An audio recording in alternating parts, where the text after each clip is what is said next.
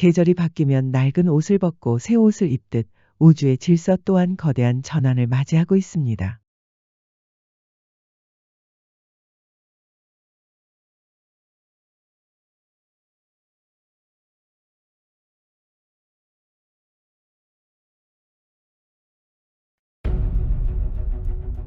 그는 지인의 소개로 태백산에서 굿을 하게 됩니다. 영적인 세계를 믿지 않았던 그에게 구판에서 벌어진 일들은 그저 미신처럼 보였습니다. 굿을 하던 무속인들이 이 집에 신이 내려도 내리겠다고 하더군요. 저는 속으로 무슨 신 같은 소리냐며 비웃었습니다. 그런데 그들이 제게 신장대를 잡아보라고 권했습니다. 호기심 반 의심 반으로 잡은 대나무. 처음엔 아무런 반응이 없었습니다. 그런데 잠시 후 그 대나무가 제 의지와 상관없이 세차게 흔들리기 시작하는 겁니다. 그 힘에 이끌려 몸이 저절로 움직였고 저는 생전 처음 느껴보는 무아의 경지에 빠져들었습니다.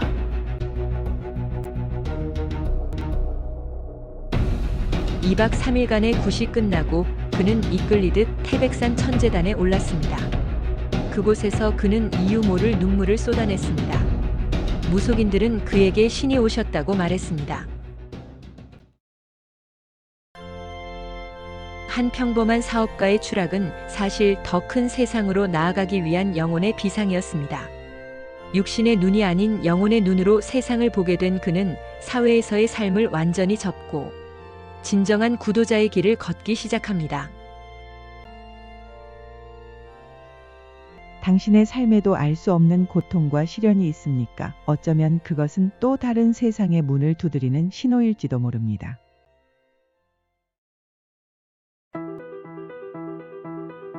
하지만 진짜 시작은 그 후였습니다. 사업과 수행을 병행하던 어느 날 운전하던 차가 뒤집어지는 큰 사고를 겪고 그는 모든 것을 내려놓게 됩니다. 그리고 마침내 계룡산으로 들어가 온전한 수행을 시작합니다.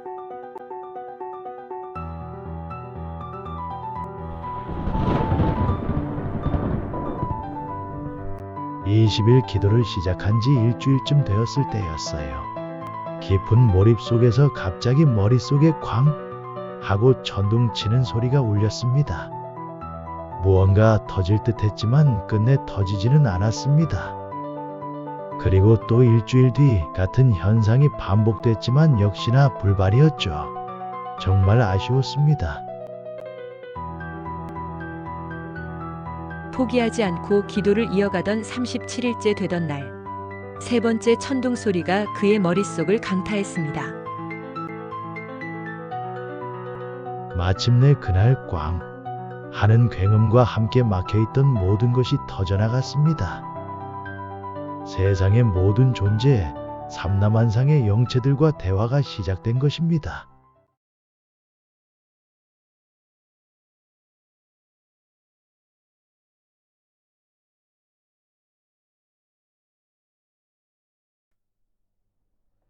영적인 각성 이후 그는 스님이 되어 10년간 불도를 닦았습니다.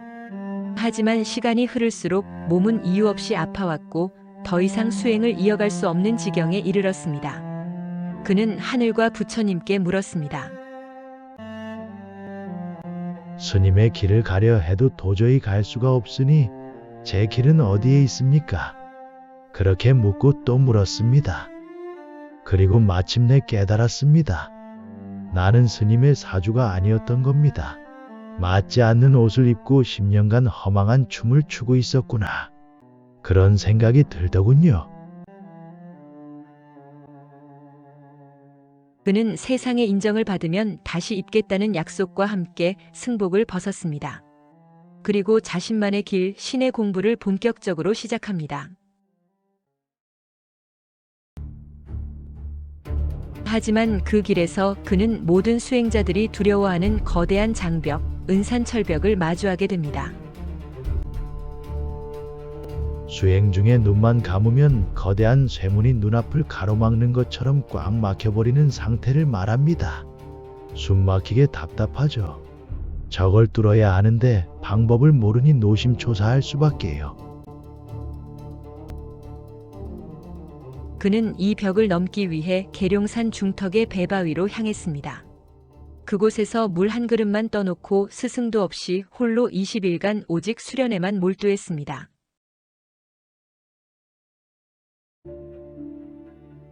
(20일간의) 처절한 수행 중 그는 기이하고도 강렬한 경지를 체험합니다. 수행 속에서 거대한 뱀들이 사는 굴을 발견하고 그 뱀들을 모조리 붙잡아 불에 태워버렸습니다. 그리고 정신을 차려보니 제가 지구 위에 서 있더군요. 거대한 지구가 내 발밑에서 돌고 있고 나는 그 위를 걷고 있었습니다. 바로 그 순간 그를 가로막던 은산 철벽이 산산조각 나며 무너져 내렸습니다. 그때 깨달았습니다. 내 마음이 가는 곳에, 내 생각이 가는 곳에 모든 대상이 그대로 존재한다는 것을요. 부처를 생각하면 부처가 내 앞에 있고 산신을 생각하면 산신이 내 앞에 나타났습니다. 결국 삼라만상이 내 마음 안에 들어와 있음을 알게 된 것입니다. 거대한 벽을 넘어선 그는 진정한 공부를 위해 다시 길을 떠납니다. 계룡산 도통골에서 4년, 덕유산에서 2년간 천지창조의 법을 공부하며 우주의 근원적 이치를 탐구했습니다. 인생이라는 수행길에서 당신을 가로막는 은산철벽은 무엇입니까? 어쩌면 그 벽을 넘는 열쇠는 가장 깊은 내면의 체험 속에 숨겨져 있을지 모릅니다.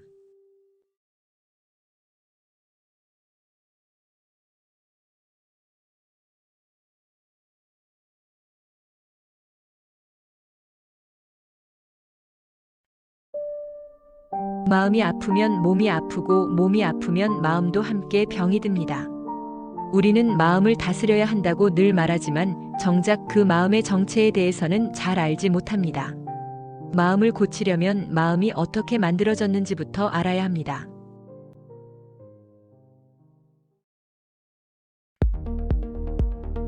그는 마음에 대해 놀라운 이론을 제시합니다. 마음은 추상적인 관념이 아니라 물질적인 에너지라는 것입니다.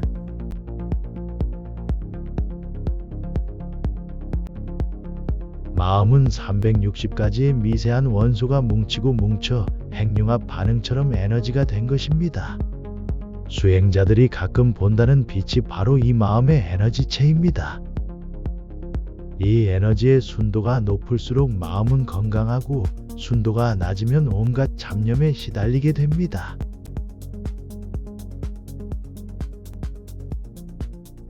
더 놀라운 것은 내 마음 안에 나 아닌 나가 함께 살고 있을 수 있다는 사실입니다. 이 컵이 내 마음이라면 이 안에 다른 이물질이 들어와 있는 경우가 있습니다. 내 마음 안에 나 아닌 다른 신, 다른 영혼이 들어와 있는 것이죠. 마음을 순수하게 치료하려면 이들을 원래 있던 곳으로 돌려보내야 합니다.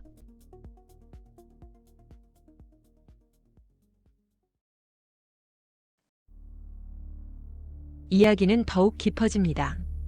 우리 몸 안에는 단 하나의 영혼이 아닌 총 5개의 마음, 즉 5 영혼이 존재한다고 합니다. 이 5 영혼은 각기 역할이 다릅니다. 하늘 기운을 주관하는 영혼, 땅 기운을 주관하는 영혼, 그리고 육신 그 자체를 주관하는 몸신도 있습니다. 이 몸신이 약하면 평생 병을 달고 살게 되죠. 더 중요한 것은 이 5 영혼은 죽으면 흩어져서 각자 다른 짝을 만나 다음 생을 살아간다는 겁니다. 이는 우리의 업이 우리가 생각하는 것보다 훨씬 복잡하다는 것을 의미합니다. 5 영혼의 살아온 과정이 다 다르기 때문에 업 또한 5 모두 제각각입니다. 한 사람의 업이라고 해서 하나가 아닌 것이죠.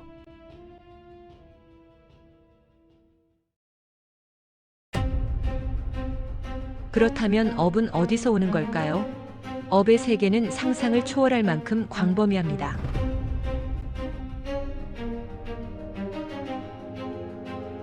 나의 업에는 현생의 조상은 물론 까마득한 과거생에 해탈하지 못하고 떠도는 조상의 업까지 포함됩니다. 하지만 가장 아이러니한 것은 과거생의 나가 현재의 나를 찾아오는 경우입니다. 과거에 억울하게 죽는 등 제대로 윤회를 마치지 못한 나의 영혼 조각이 현재의 나에게 와서 내가 바로 나였으니 나를 구해달라고 매달리는 것이죠.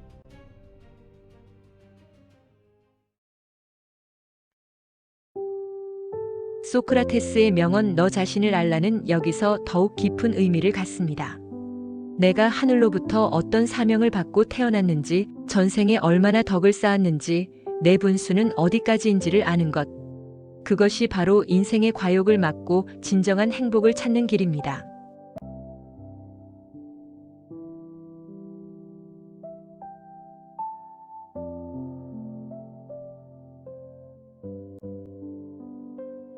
내 안에 수많은 나를 이해하고 과거로부터 이어진 업의 실체를 마주할 때 비로소 우리는 진정한 자기 자신으로 살아갈 수 있을 것입니다.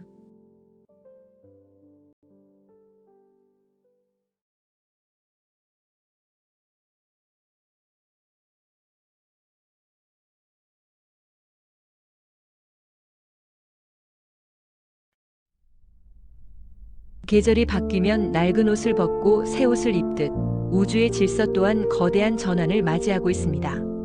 수천 년간 이어져 온 석가 부처의 양의 시대는 저물고 있습니다.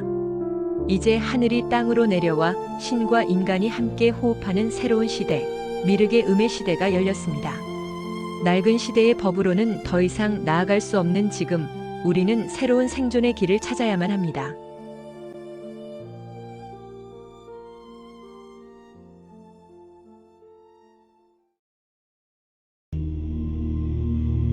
예로부터 수많은 종교와 예언서가 말해온 구원자 미륵. 과연 미륵은 누구일까요? 진광선사는 그 정체에 대해 충격적일 만큼 명쾌한 답을 내놓습니다.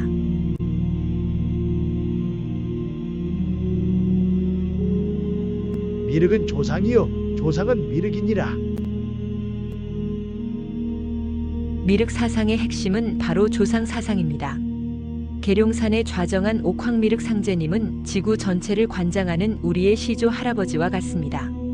그분은 우리 모두가 당신의 후손이기에 심판하고 벌을 주려는 것이 아니라 단 한 명이라도 더 살리기 위해 노심초사하고 계십니다.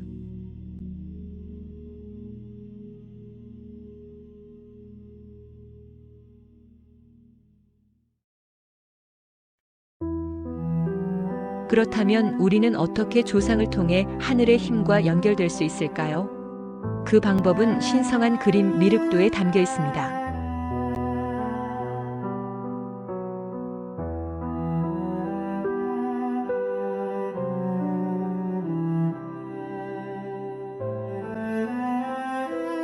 이 미륵도는 천상의 세 분 옥황미륵 상제님과 직접 연결된 통로입니다.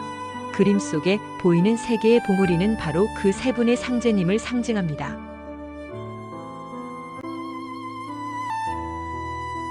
이 신성한 그림을 건물 내에 걸어두는 것만으로 옥황미륵 상제님의 위대한 가피, 즉 보살핌과 도움을 받을 수 있습니다.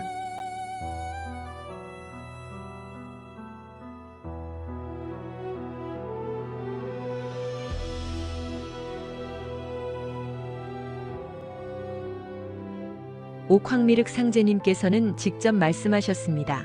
미륵도의 크기에 비례하여 우리가 받을 수 있는 가피의 신통력 또한 커진다고 말입니다. 더 큰 그림이 더 큰 하늘의 힘을 이끌어내는 것입니다.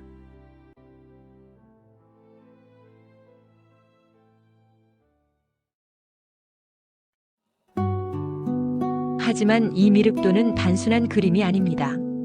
하늘의 힘을 중계하는 강력한 안테나이며 우리의 진실한 마음과 함께할 때 그 힘은 극대화됩니다.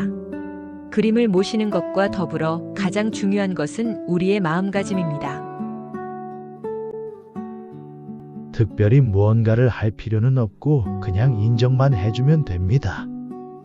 내 생명의 뿌리인 조상님 그리고 그분들을 통해 우리를 도우시는 상제님이 계시다는 것을 마음으로 인정하는 것이죠.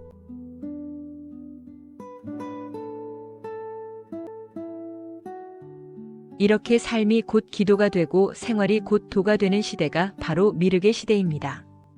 우리가 조상을 인정하고 찾을 때 그분들은 언제든 우리를 도울 준비가 되어 있습니다.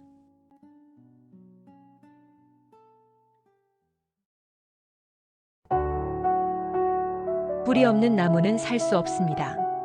지금 이 순간 당신을 있게 한 생명의 뿌리, 그리고 그 뿌리를 통해 내려오는 하늘의 가피를 기억하십시오. 후천 성경으로 가는 마지막 생명의 동화줄, 그 위대한 길은 미륵도를 통해 당신 앞에 놓여 있습니다.